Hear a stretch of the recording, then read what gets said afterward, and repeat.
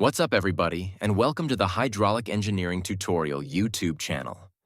Today, we show experiment number 6 to find the coefficient K for a given venturimeter. Apparatus. 1. A venturimeter with known diameters at mouth and throat, fitted with stopcocks at mouth and throat.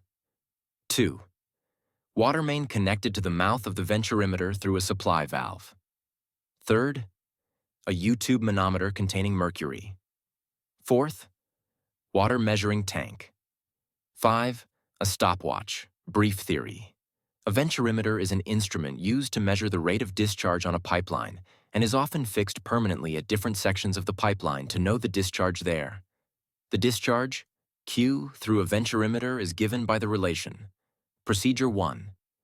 Using plastic leads, connect the two limbs of the differential manometer to the mouth and throat of the venturimeter. 2.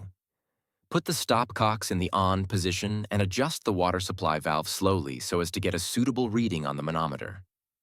3.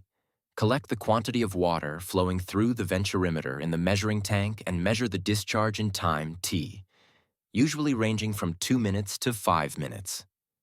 4. Note down the corresponding reading of the difference of mercury level, Y, in the two limbs of the manometer. 5.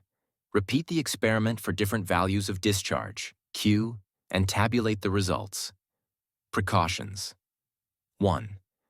Before connecting the plastic leads with the manometer, these should be flooded with water so that air present in them is removed. 2.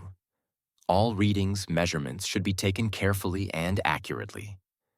Don't forget to like this video and subscribe to the channel for more hydraulic engineering content. Thanks for watching, and I'll see you in the next video.